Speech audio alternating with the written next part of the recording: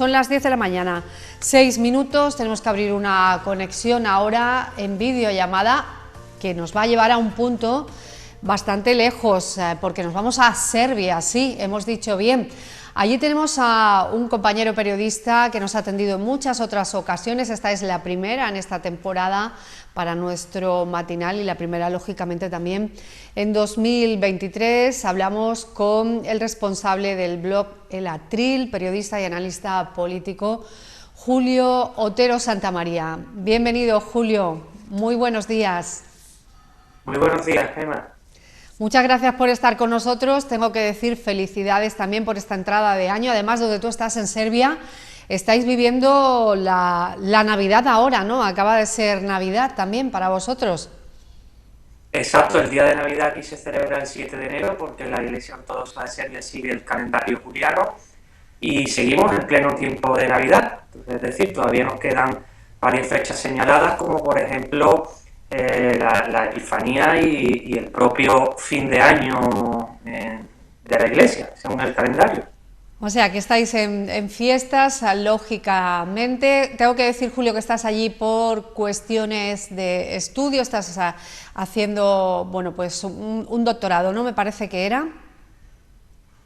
Sí. Bueno, ya lo que es la estancia de investigación internacional la he finalizado, aunque siempre, pues, como mi doctorado es sobre Yugoslavia, pues recurrentemente tengo que entrevistar a profesores, a personas, a buscar información. Siempre sigo ligado al país, pero además, por motivos familiares, vengo de vacaciones a disfrutar de la Navidad, como es el caso también ahora. Aprovecho para todo. Bueno, pues desde luego que sí, nosotros nos alegra este reencuentro y sobre todo nos va a permitir felicitarte doblemente, porque en octubre conocíamos la noticia y teníamos pendiente, desde luego, como ya lo hicimos en su momento, porque no es la primera vez que tu blog, El Atril, obtiene un reconocimiento, en este caso, de los Victory Awards, ¿no?, de estos premios que se dan en Washington. Y bueno, has tenido, iba a decir la suerte, pero no es la palabra, ¿no?, porque cuando alguien es reconocido por su talento, pues hay algo más que suerte. Había mucha competencia, pero al final el jurado decide que sea tu trabajo el merecedor de este galardón. Enhorabuena, Julio. Muchas gracias. Me imagino que, bueno, te emociona todavía, ¿no?, saber que ese trabajo y esa constancia con la que tú lo haces, pues tiene ese reconocimiento internacional. Por supuesto, la verdad que sí emociona porque ha sido una sorpresa, ¿no? Creo que los Victory Awards, que esta estatuilla viene a ser como los Oscars en el campo de la comunicación política, pues no, la Academia de las Artes y las Ciencias Políticas de Washington no lo regala, ni mucho menos. Después hay, detrás del blog y del premio, hay un gran trabajo, pero bueno, sí que es verdad que uno se siente afortunado porque hay mucho nivel, ¿no? Entonces, pues uno no se lo espera porque son muchos los blogs de calidad que se presentan, ¿no? Y desde luego sí creo que es, sobre todo yo me lo he tomado, lo has definido muy bien, como un premio a la constancia, porque es verdad que el blog ya ha cumplido casi 10 años, tiene 9 años, son ya casi 10, y bueno, muchos blogs de esta década se han quedado por el camino, porque antes eran los blogs un medio de comunicación muy frecuente, que estaba en auge, y sobre todo a raíz del apogeo de las redes sociales, es verdad que los blogs pues se han ido dejando de actualizar, incluso muchísimos han desaparecido, y bueno, en ese sentido me lo tomo como un premio a la constancia, porque es verdad que con las ocupaciones diarias que tiene uno en el trabajo, en el doctorado, como has citado, pues cuesta mucho sacar tiempo para actualizarlo, ¿no? Bueno, pues enhorabuena de nuevo, ¿no?, por ese reconocimiento, y estoy segura que no va a ser lo único, desde luego, que te van a reconocer, ni el único galardón que vas a recibir. Ahora sí, vamos a aprovechar todo ese talento un poco para que nuestros espectadores y espectadoras se lleven una idea, ¿no?, del año que acabamos de abrir. Llevamos solo, ya digo, 9 días de este mes de enero, Julio, pero por ejemplo también lo hemos visto en medios de comunicación como Diario de Cádiz, ¿no?, que ayer dedicaba su portada a lo que está pasando, lo que va a pasar ya en este 2023, que es el año de citas electorales. Lo primero que tenemos son unas municipales y unas autonómicas, que, bueno, no va a ser el caso de Andalucía, porque ya las tuvimos en 2022, pero sí de otras comunidades autónomas. Y luego se supone que acabaremos el año celebrando las elecciones generales. Bueno, como mínimo, entretenimiento en la esfera de los medios de comunicación, de lo periodístico, Julio, ahí sí que va a haber mucho entretenimiento, ¿no? Pero también para el conjunto de la sociedad. Muchísimo, sobre todo porque en los últimos años estamos viendo cómo la política cada vez se espectaculariza más, cómo el tratamiento de los medios de comunicación cada vez es más similar al deporte, se ve como una competición, y cada vez hay más programas de televisión de lo que se llama politainment, de entretenimiento político, es decir, que la política se ha convertido también en un contenido para el entretenimiento, ¿no? Entonces, todo lo que sean elecciones, todo lo que sean eventos, bueno, y el evento máximo en la esfera política pues son las elecciones, siempre viene bien a esta tendencia de los medios de comunicación y por supuesto va a estar animadísimo, porque yo además creo que desde hace unos años en España y en gran parte del mundo vivimos no en una campaña permanente, sino en permanente campaña, ¿no? Ya es muy difícil distinguir los periodos en que no estamos en campaña, en los que estamos en pre-campaña y los que estamos en campaña, ¿no? Ya, yo creo que los medios de comunicación y los partidos políticos, los mensajes, el tipo de comunicación, el clima que se crea es de estar prácticamente en campaña siempre, ¿verdad? Te quiero preguntar, Julio, ¿condiciona mucho el hecho de que condiciona mucho las municipales, ¿no?, que son la primera cita en mayo, a finales de mayo, que luego vengan unas generales o no? Yo creo que un poco sí que puede condicionar, ¿no? El resultado que se dé en esas locales, sin duda, influirá en los votantes, ¿no? Pero también, ojo, viceversa, porque las locales también se vienen contagiando en los últimos años por el clima político que marca las generales, o que marca, digamos, la política nacional.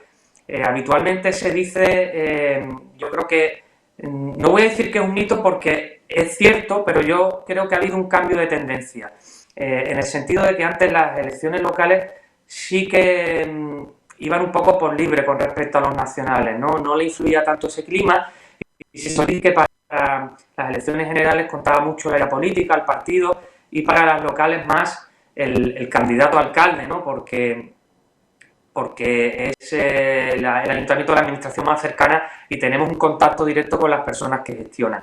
Pero en los últimos años, a raíz sobre todo de la crisis del 2010, de la gran recesión, eso cambió mucho y hemos visto cómo en España la situación económica del país nacional, las tendencias políticas de las encuestas para las nacionales han influido mucho en las locales. Hemos visto el Partido Popular arrasar cuando a Zapatero le iba mal en las locales y autonómicas, y hemos visto también subidones grandes del PSOE o de fuerzas políticas alternativas emergentes, ¿no? como Podemos y las candidaturas de este tipo, Ciudadanos, ¿no? Que crecieron mucho al calor del clima que se vivía en la política nacional. Y también tenemos que decir que España también ha cambiado mucho demográficamente, cada vez es un país más urbano, cada vez, sobre todo en nuestra provincia de Cádiz, tenemos ciudades bastante grandes para el tamaño de España, ¿no? Y en Andalucía en general se habla de las agrociudades, ¿no? Y por ejemplo, en mi municipio, en el Puerto de Santa María, pues hace años, y me imagino que también sucede ahora, hay mucha gente que no conoce al alcalde, que no sabe quién es, porque no se interesa por la política, o que sabe perfectamente quién es, pero no lo ve por la calle, porque el puerto ya tiene 93.000 habitantes.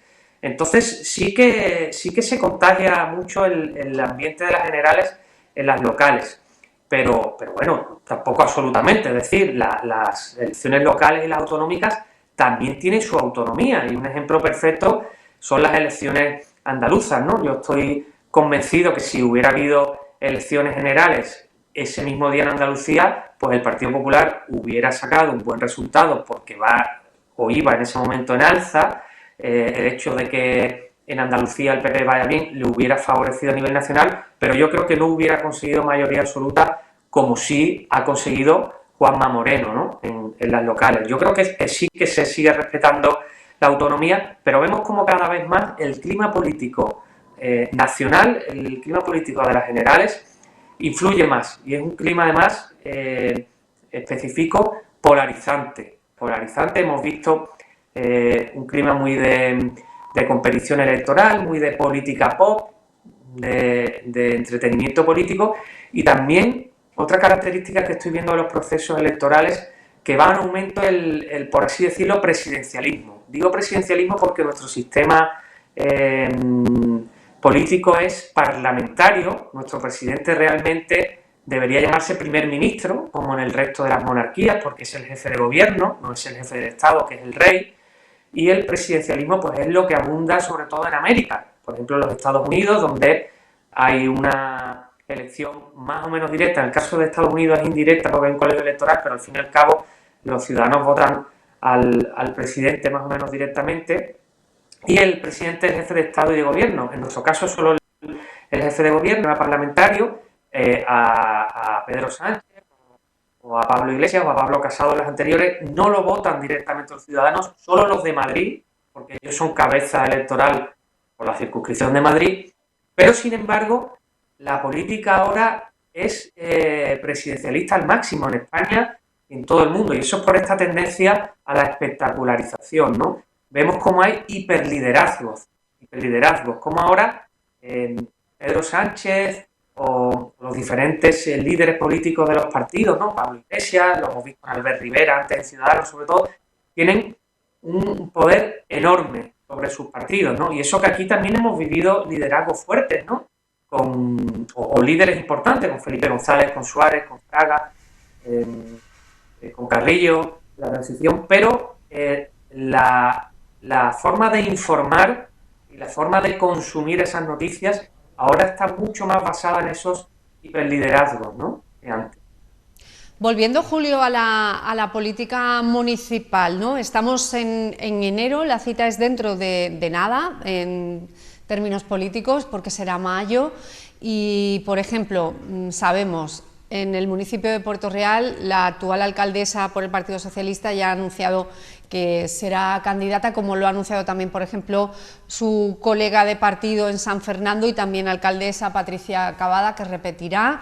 Otros, en cambio, como el alcalde de Cádiz, ya han anunciado meses atrás, ¿no?, que se retira de la vida política en primera línea y hace relevo. Quiero decir con esto, también ocurrió en Medina, ¿no?, en Medina Sidonia, donde el alcalde de Izquierda Unida pues también anunciaba con bastante separación todavía, ¿no?, de la cita electoral de mayo, que no iba a repetir. En fin, en algunos municipios se han optado por aclarar un poco para el electorado si van a estar, si no van a estar. En los grupos de la oposición todavía no se sabe mucho, por ejemplo, ciudades como Cádiz, quién va a ser el candidato, en fin, no en todos los partidos, en otros sí. Quiero decir con esto que no nombrar a tu candidato a falta de 4 meses, como tenemos para las elecciones, es un factor que a la larga te perjudica como formación política que acude a esa cita electoral, o aún hay distancia suficiente para que la gente conozca y se interese, ¿no?, por conocer qué puede ofrecer ese candidato o candidata? Yo creo que hay distancia suficiente, que hay margen, pero lógicamente ya empieza la cuenta atrás y no conviene pues retrasar demasiado ese desenlace. A lo mejor el anuncio se puede retrasar un poco, pero lo importante, pienso yo, que es a nivel interno tenerlo claro, que no haya ninguna algarada poco antes de las elecciones. Yo no creo que haya una regla general que indique que haya que anunciar los candidatos en una fecha determinada. Depende del contexto y también depende de las posibilidades de cada uno, porque un partido, una candidatura no lo anuncia siempre cuando quiere, sino también cuando puede, cuando no se tiene un candidato fuerte, cuando no se encuentra, o cuando hay que dirimir unas disputas políticas, o cuando sucede cualquier circunstancia, pues lógicamente no está en la mano del partido anunciarlo. Yo sí creo que que hay que buscar, como siempre, el punto medio, que los extremos son malos. Anunciarlo al final creo que no es beneficioso porque al candidato le va a faltar tiempo, en el caso de que no sea alcalde, obviamente, le va a faltar tiempo para darse a conocer, para hacer campaña, pero si se anuncia demasiado pronto, se puede quemar. Entonces hay que buscar el momento adecuado. Sí, obviamente que lo tiene más fácil, quien sí se puede acoger, digamos, una regla general, es el alcalde que repite. Quizá en muchos casos el anuncio es un simple trámite oficial porque la mayoría de los ciudadanos lo saben que va a repetir. El alcalde, porque sea joven, porque lleve poco tiempo al mando, entonces se da por hecho que va a repetir. Pero cuando es el de la oposición, yo creo que hay que buscar el punto medio. No hay que hacerlo ni muy antes ni muy después, dependerá de las circunstancias internas del partido, del municipio, pero yo sí creo que más o menos sobre estas fechas, 6 meses antes, conviene anunciarlo. Yo creo que si hay una apuesta importante por un candidato en el que se tenga mucha confianza, un candidato en el que se tenga garantías de que vaya a ganar o esperanza, y que ya se tenga claro que es él, pues yo creo que sí que conviene anunciarlo. En cualquier caso, yo creo que todavía está a tiempo. Sobre los casos que has mencionado, es que también son lugares quizás los que, por ejemplo, la ciudad de Cádiz o en otras donde donde el partido quizás no las tenga todas consigo, no lo tenga 100% claro.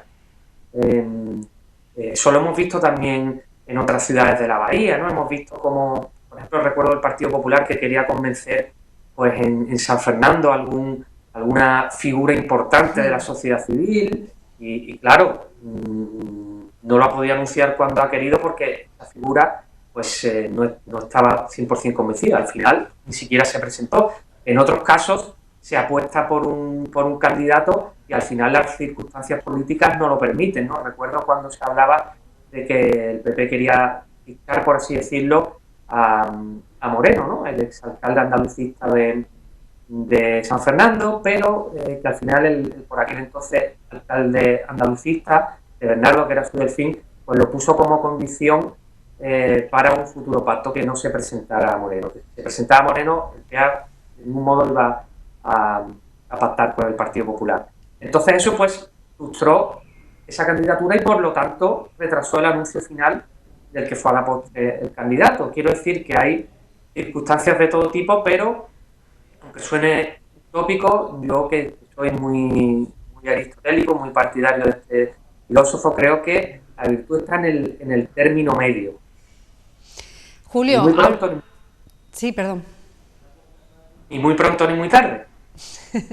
En su momento adecuado, ¿no? Es que además es una de las claves, en comunicación estarás de acuerdo conmigo, que el cuándo es casi más importante que el qué voy a anunciar. Pues el cuándo en este caso, que es sacar a mi candidato o a mi candidata, aquí es vital. Doy un salto, me voy al panorama nacional y hablamos también de esa cita electoral de, se supone, mes de diciembre, aunque todavía podríamos llevarnos, no lo sé, alguna sorpresa. Quiero hablar contigo de la coalición de gobierno. Hemos visto diferencias de postura entre el gobierno socialista y el gobierno de Podemos, o la parte de los ministerios de Podemos, de Unidas Podemos, con los ministerios socialistas. Al final esos roces y esas disputas que han trascendido y que casi se han podido ir radiando por episodio, eso hace que el público lo normalice y bueno, lo vea como parte de la vida política de su país, en una primera experiencia de gobierno de coalición como la que hemos tenido en esta legislatura, o esos roces luego pasan factura en las urnas.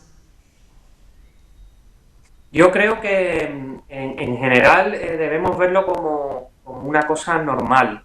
Yo creo que es bueno para la democracia que siempre que no se comprometa la estabilidad del gobierno, los partidos tengan su señal de identidad, tengan su propia posición y en momentos puntuales discutan, aún siendo parte del gobierno.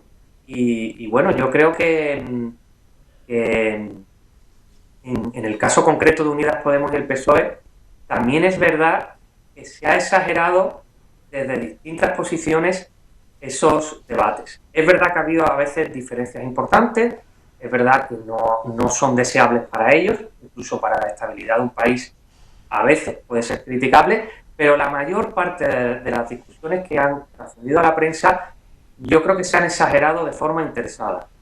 Una, por parte de los medios de comunicación y formaciones políticas contrarias al gobierno, más críticas con el gobierno, lo cual es lógico y normal, algo habitual, se exagera, se trata de dar la impresión de que el gobierno no funciona, de que es una jaula de grillos para presentarse como una alternativa viable, pero también, curiosamente, desde una parte del gobierno también se ha comunicado, se ha filtrado a los medios de comunicación esas diferencias, ¿no? Es algo que era propio de la estrategia de comunicación de Pablo Iglesias cuando estaba al frente. Él pensaba que eso era bueno por distintos motivos. Primero, por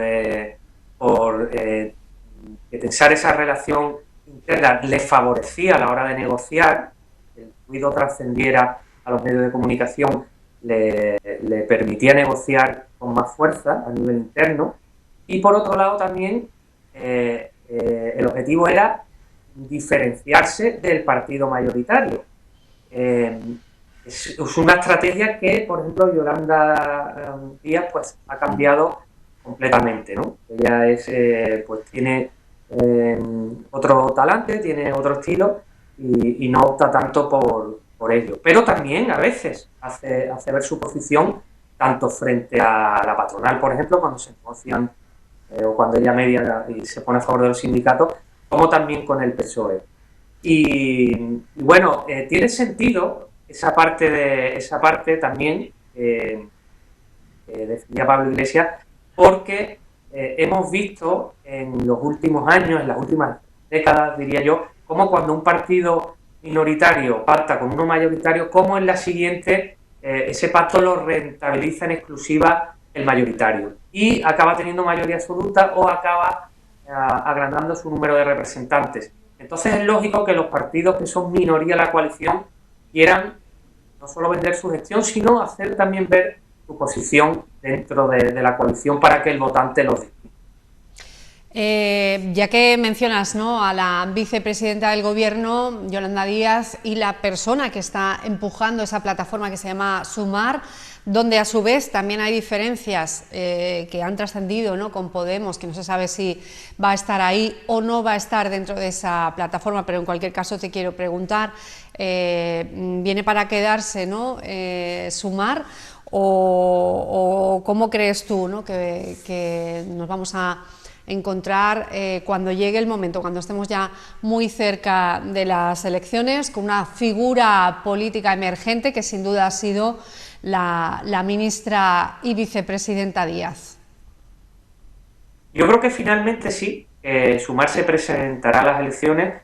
Yo creo que con Podemos dentro de esa coalición o de ese frente amplio, pero yo creo que es mucho decir que Sumar ha venido para quedarse, porque en esta tendencia a la espectacularización, donde todo depende mucho de los medios de comunicación, sí es verdad que todo se consume muy rápido, que todos los proyectos se queman muy rápido, los que no tengan una marca muy consolidada, como el PP o el PSOE, y lo hemos visto en el espacio político catalán, lo estamos viendo ahora en el espacio de la izquierda, ¿no? Como pues distintos nombres se van sucediendo, ¿no?, en pocos años. Entonces yo no diría que va a ser un proyecto que viene para quedarse, ¿no? Yo sí creo que se va a presentar a las próximas elecciones, pero el futuro está muy abierto. Está muy abierto. No sabemos si esto va a ser simplemente una marca electoral, un acuerdo puntual, o si los mismos componentes de este Frente Amplio, por así decirlo, van a permanecer con otro nombre, con otra estructura. La verdad es que está todo muy abierto y es imposible saberlo, ¿no? Quiero que me cuentes también, bajo tu punto de vista, ¿el efecto Núñez Feijóo ha pasado ya? o estamos todavía en ello, ¿no? Y no solo pregunto por el cambio, a lo mejor la tendencia en ciertas encuestas que se han, o sondeos, ¿no? que se han sacado en los medios, pero desde luego, ¿cómo ves, digamos, cómo este hombre que venía de estar en la vida política como mayoría absoluta en su comunidad autónoma en Galicia, traslada su equipo y bueno, llega a Madrid, hace los cambios que cree oportuno, empieza a ejercer como líder de la oposición, se estrena en el Senado, todo eso que parece que hace muchísimo, Julio, y en verdad tampoco hace tanto que ha ocurrido, ¿no? Sí, sí, perdona que insista en la idea, pero creo que es conveniente, ¿no? Que se consume todo muy rápido, los consumidores, los llamo así, ¿no? Consumidores de información política, que son los electores, los ciudadanos, pues consumen a una velocidad de vértigo y acontecimientos que pasaron hace poco tiempo, pues parece que pasaron hace mucho porque entre medio se han sucedido muchísimos acontecimientos importantes, ¿no? Y bueno, yo creo que el efecto Feijóo ha pasado o no ha pasado, depende, ¿no? Te contesto como un gallego, porque yo también como Feijóo y como Rajoy soy gallego, de origen gallego, y creo que depende. Que esto también hay que tenerlo claro. ¿Qué se espera del efecto de un candidato nuevo? Es que, como decías con respecto a los anuncios de los candidatos a elecciones locales, aquí sucede lo mismo. Si se anuncia demasiado pronto, el efecto es lógico que se pase, pero yo no considero que eso sea algo negativo para el Partido Popular. Es lo lógico y normal. El candidato no se puede mantener candelero, en auge, de aquí a las elecciones y más. Todo tiene también sus valles. Yo creo que sus subidas y sus bajadas, sus momentos de valle, y yo creo que el efecto Feijóo pues ha tenido un efecto positivo, ha durado lo que dura las novedades en estos casos, no hay mucha noticia porque están pasando muchas cosas en el mundo, pero eso no quiere decir que Feijóo esté ni mucho menos amortizado. Por eso decía lo de depende de lo que esperemos. Yo sí creo que tendrá pues otros momentos de auge y que en cualquier caso electoralmente es una buena opción para el Partido Popular, ¿no? Que tiene un buen perfil para estos momentos. También hay que tener claro una cosa, hay que esperar de los candidatos y de los profesionales en general, de los deportistas, lo que pueden darnos, lo que es propio de su perfil. Y el perfil de Feijóo no es un perfil estridente. Yo no creo que sea un velocista, yo creo que es un corredor de fondo. Es una persona tranquila, moderada, como Rajoy, su por así decirlo, mentor, ¿no? Su compatriota gallego. Y yo creo que la velocidad tampoco le viene muy bien a Feijóo, que Feijóo no es un velocista. Entonces Feijóo va a ir a su ritmo y veremos también si las circunstancias le viene bien a su perfil o no, porque muchas veces un candidato para ganar o perder tiene que surfear las horas. No todo depende de sí mismo, no todo está en su mano, por buenas propuestas que tenga, por muy bien que comunique, hay veces que el contexto le es desfavorable a él y más específicamente a su perfil. Quiero decir, si por casualidad la economía española empieza a ir muy bien, pues cualquier candidato lo va a tener complicado, obviamente. Y si llega un momento en el que la sociedad se polariza mucho, pues un candidato moderado lo tiene más complicado que uno más radical, ¿no? Yo creo que lo que es el primer efecto, obviamente, se ha pasado, pero no creo que sea tampoco motivo de desesperación o de desesperanza por parte de los seguidores del Partido Popular, porque yo creo que Feijóo es un candidato que no es un velocista, sino que es un fondista. No puedo despedirte sin preguntarte todavía por dos cuestiones. Lo único que no quiero abusar mucho de tu tiempo, Julio. Quería que me comentaras algo sobre Ciudadanos, ¿no? que tiene que ir o iría a estas elecciones con una refundación. si llegan a tiempo, y por supuesto también me gustaría que destacaras algo del perfil del actual presidente, de Pedro Sánchez, al que bueno, todo el mundo alude su capacidad de resistencia, ¿no? y de superación. Sí, yo creo que Ciudadanos lo va a tener imposible, sinceramente. No lo digo porque no me guste el proyecto ni por ninguna opinión o sentimiento personal, sino que creo que objetivamente el proyecto no va a resucitar, porque suele suceder que cuando los sectores perciben que un proyecto ya va cuesta abajo o que ya no va a tener posibilidades, pues lo entierran, ¿no? Y lo hemos visto con el CDS, y anteriormente con la UCD, lo hemos visto con UPyD, y yo no creo sinceramente que Ciudadanos vaya a resucitar, ¿no? También el hecho de que Feijóo tenga un perfil moderado, pues eso le va a restar votos a una opción a priori centrista como Ciudadanos. El hecho de que en el otro extremo esté Vox, pues ya hace que haya menos espacio para tres partidos de centro derecha y derecha, y creo que lo va a tener complicado también porque pese a que Inés Arrimadas era una líder político muy valorada por los ciudadanos, no tiene el carisma o no tiene el liderazgo que tenía Albert Rivera.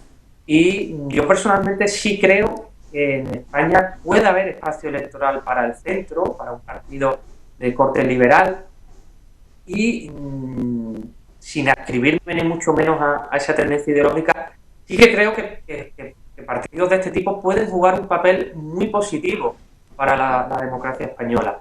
Pero creo que no va a ser posible que Ciudadanos saque, yo te diría que ni representación parlamentaria, como mucho uno por Madrid, ¿no? En las próximas generales. Yo creo que lo tiene casi imposible. Con respecto a la figura del presidente. Bueno, la figura del presidente yo creo que la has definido perfectamente, ¿no? Un resistente o incluso un resiliente, ¿no? Como él mismo creo que se ha definido, o su círculo más cercano lo ha definido, ¿no? Él en su libro, ¿no? Que decía que era un manual de resistencia, y así es, ¿no? Creo que es un auténtico gato, ¿no? De la política española, porque tiene 7 vidas. Y pues aunque haya habido pandemia, aunque haya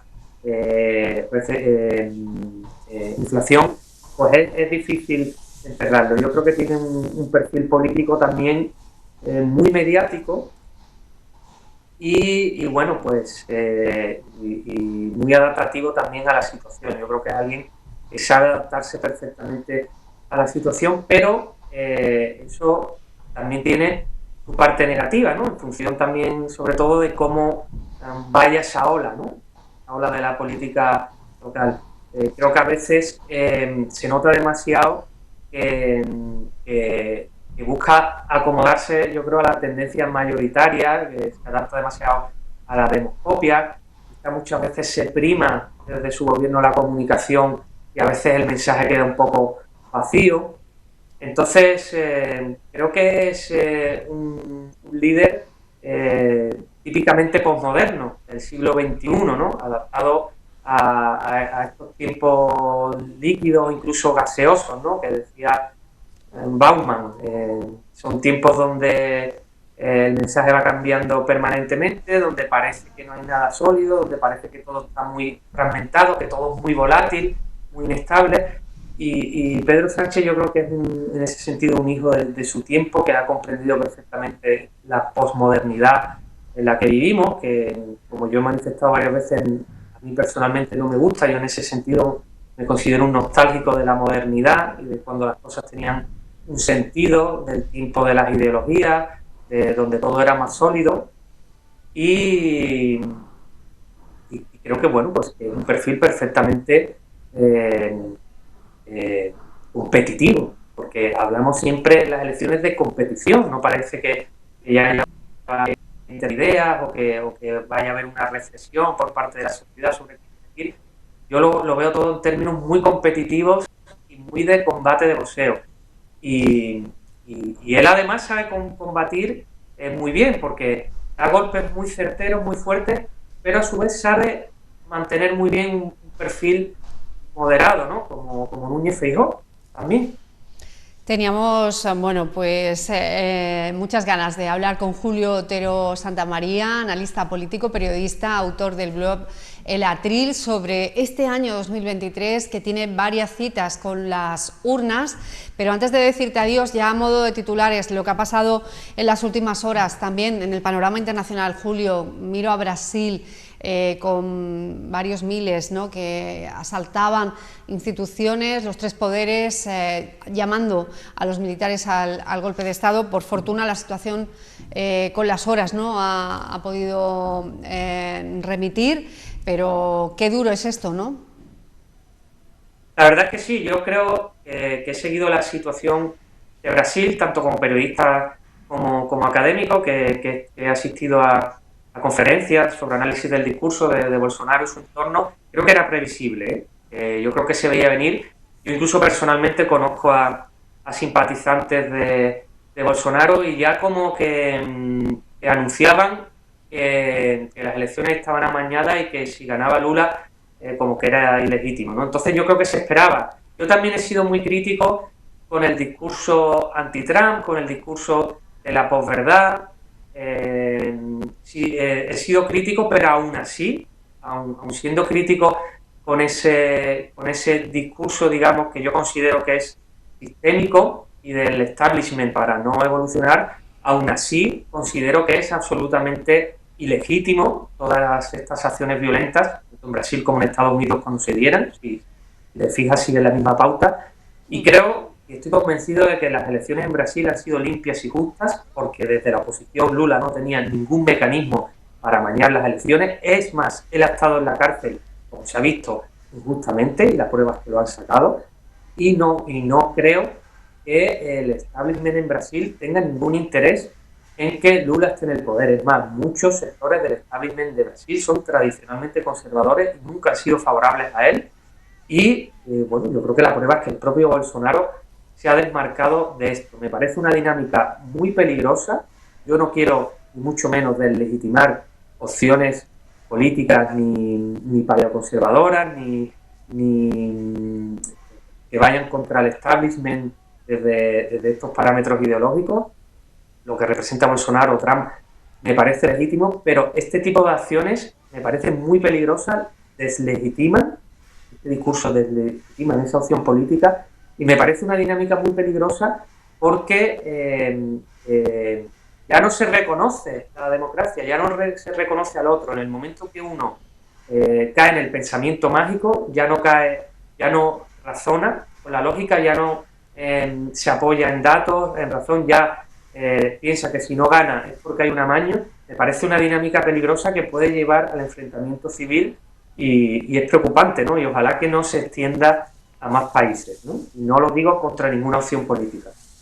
Muchas gracias por haber estado con nosotros como comentarista, desde luego, y analista político, como otras veces.